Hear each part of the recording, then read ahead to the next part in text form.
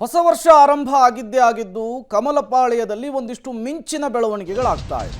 ಅದರಲ್ಲೂ ಪ್ರಮುಖವಾಗಿ ರಾಜ್ಯಾಧ್ಯಕ್ಷರ ಚುನಾವಣೆಯ ವಿಚಾರಕ್ಕೆ ಬಿಜೆಪಿಯಲ್ಲೀಗ ರಾಜ್ಯಾಧ್ಯಕ್ಷ ಚುನಾವಣೆಯ ಕಾವು. ಫೆಬ್ರವರಿ ಮೊದಲ ವಾರದಲ್ಲಿ ರಾಜ್ಯಾಧ್ಯಕ್ಷರಿಗೆ ಆಯ್ಕೆಗೆ ಚುನಾವಣೆ ನಡೆಯುವ ಸಾಧ್ಯತೆ. ವಿಜಯೇಂದ್ರ ಅವರನ್ನೇ ಮುಂದುವರಿಸಲು ಹೈಕಮಾಂಡ್ ಮಟ್ಟದಲ್ಲಿ ಚಿಂತನೆಯಾಗಿದೆಯಂತೆ. ವಿಜಯೇಂದ್ರ ಅವರೇ ಮರು ಆಯ್ಕೆ ಆಗ್ತಾರೆ ಅನ್ನುವಂತಹ ನಿಟ್ಟಿನಲ್ಲಿ ಪಕ್ಷದಲ್ಲೂ ಕೂಡ ಚರ್ಚೆಗಳಾಗ್ತಾ ಇದೆ.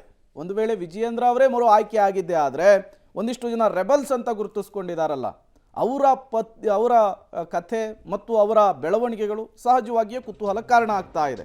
ಬಿಜೆಪಿ ಸಾರಥಿಯ ಸಮರ, ಪ್ರಮುಖವಾಗಿ ರಾಜ್ಯಾಧ್ಯಕ್ಷರ ಚುನಾವಣೆಯಲ್ಲಿ ಈ ಬಂಡಾಯ ಸಾರಲು ಯತ್ನಾಳ್ ತಂಡ ಪ್ರಯತ್ನವನ್ನು ಮಾಡ್ತಾ ಇದೆಯಂತೆ.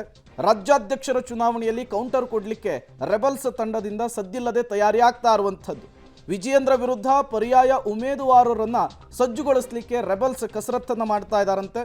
3 ದಿನಗಳ ಹಿಂದೆ ದೆಹಲಿಯಲ್ಲಿ ಭಿನ್ನರ ಮಧ್ಯೆ ಇದೇ ವಿಚಾರಕ್ಕೆ ಸಂಬಂಧಪಟ್ಟಂತೆ ಸೀಕ್ರೆಟ್ ಬೈಠಕ್ ಆಗಿದೆ. ಈ ಗೌಪ್ಯ ಸಭೆಯಲ್ಲಿ ಶೋಭಾ ಕರಂದ್ಲಾಜೆ ಅಥವಾ ಕುಮಾರ್ ಬಂಗಾರಪ್ಪ ಅವರ ಹೆಸರು ಕೂಡ ಪ್ರಸ್ತಾಪವಾಗಿರುವಂತಹ ಸಾಧ್ಯತೆ ಇದೆ. ವಿಜಯೇಂದ್ರ ವಿರುದ್ಧ ಶೋಭಾ ಕರಂದ್ಲಾಜೆ ಅವರನ್ನು ಕಣಕ್ಕಿಳಿಸುವುದಕ್ಕೆ ಭಿನ್ನರು ಪ್ಲಾನ್ ಅನ್ನು ಮಾಡಿಕೊಂಡಿದ್ದಾರಂತೆ. ಶೋಭಾ ಕರಂದ್ಲಾಜೆಗೆ ದುಂಬಾಲು ಬಿದ್ದಿದ್ದಾರೆ ಭಿನ್ನ ನಾಯಕರುಗಳು.